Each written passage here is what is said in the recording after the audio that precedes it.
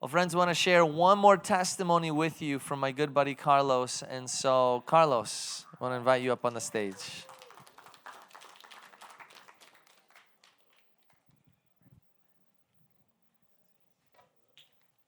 You hear me? Oh, there you go. Get my notes. Hello, everyone. My name's Carlos. It's nice to meet everyone. I'm originally from Los Angeles, California, specifically El Monte, or El Monte for the locals, if you speak Spanish. Like Pastor Phil mentioned, I recently graduated from PT school, and as of this week, officially licensed PT, so passed the boards. Yes, yeah. So, so now I can start charging my friends for free PT.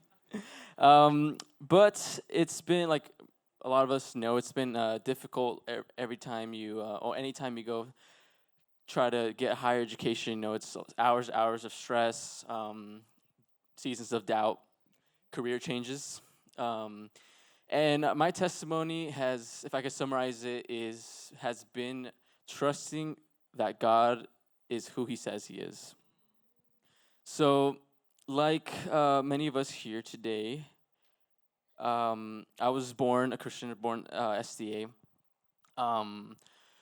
But I didn't really have, like my brother earlier, I didn't really have a relationship with him. You know, it was just my parents' religion, my parents' God, and I would hear the stories about the character of God. I would sing the songs, but I didn't really know Him. I knew of Him, but I didn't really know Him.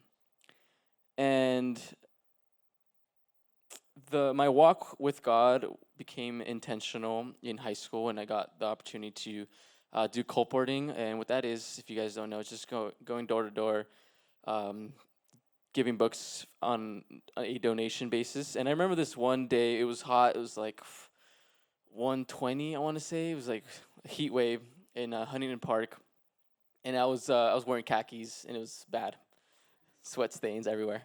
But it was just, I was walking door to door and just getting rejection after rejection. And I remember I was very dramatic.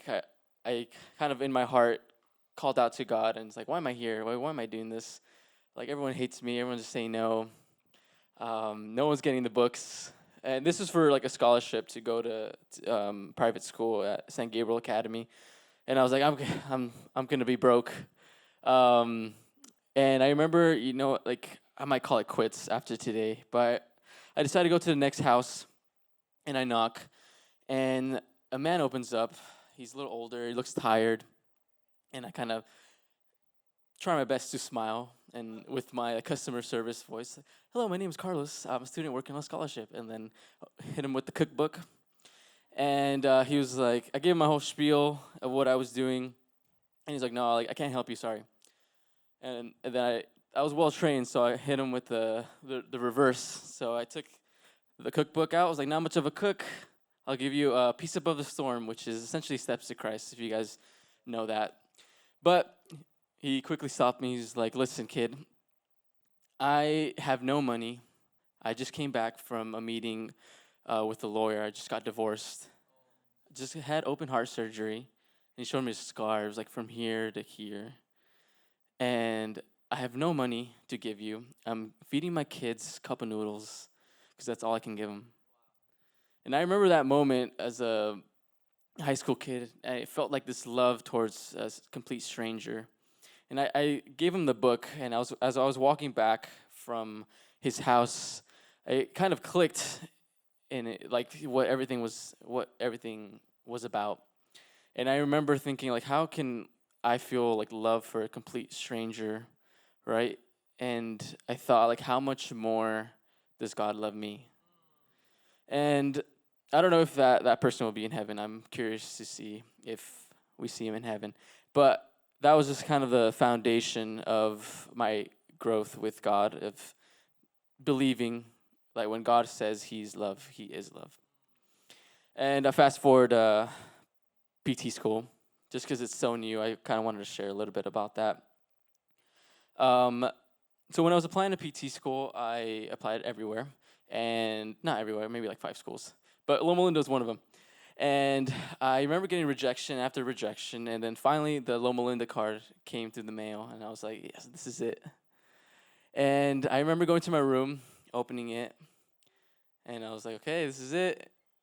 And I was like, hey, Carlos, sorry to inform you that you have not been accepted. And I was like, I do want to go here. I'm just kidding. I'm just kidding. But even in failure, God was present. And it was basically him saying, I have something else. And fast forward, I'm in PT school now. And like many of you guys might relate to, there's practicals or like nurses, like skills check, things like that, right? And for some reason, you just get really nervous. Like it's not like the end of the world. Like your life isn't that hard, right? Like just you'll fail and then try again. But I remember I was so nervous going to this practical. The only time I've been this nervous has been like a penalty shootout at a championship game or like proposing to my fiance Jamie. It's close. I don't know. The penalty shootout was, I don't know. But I remember I did my thing. I finished my practical, and then my teachers gave me feedback, and he was saying all these good things, and I kind of clocked out. I was like, I passed. And then after he finished all these nice things about me, he was like, well, but I'll see you next week and have to retake. And I was just devastated because it was my first, like one of my first practicals. And I remember going home to God, and again, I was kind of dramatic. I was like, God, like, why did you get me into PT school for me to fail? And then God hit me with the Uno reverse. He was like, I didn't get you into PT school to quit. So even in failure, God was there. I failed more times than I've succeeded. And God was there in both. God was there in my failures, in success, and even in death. Going back to high school, my brother was tragically killed in a car accident. And I remember being in that hospital and praying and just things not going the way I wanted them to go. I remember going back home. And for those of you who've lost someone, it doesn't feel the same, right? It's just empty. And I remember going to his room empty.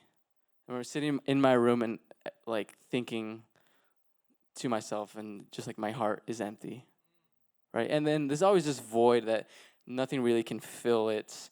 But even in that emptiness, God was there.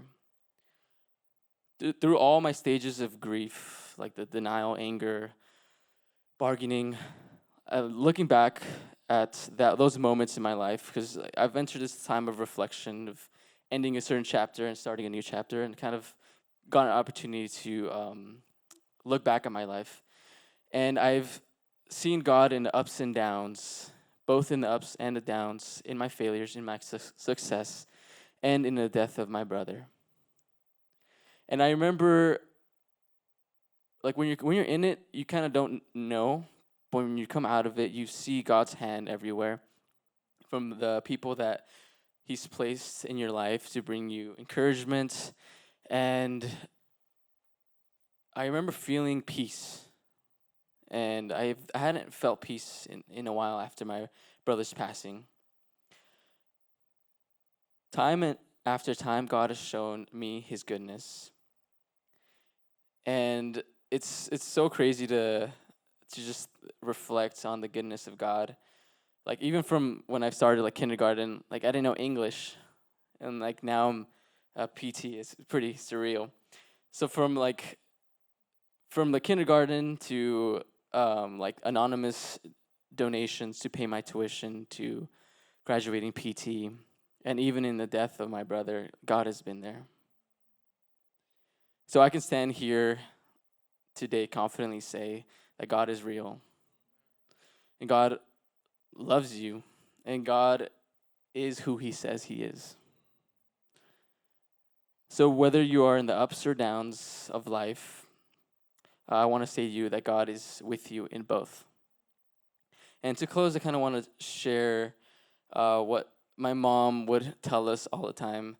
In Samuel, the Israelites defeat the Philistines, and Samuel makes this like altar, and he names this stone Ebenezer, which means until now the Lord has helped us. So whether you're in the ups or downs in life, My last thing I want to leave with you is Ebenezer. Until now, God has been with you and will continue to be with you moving forward.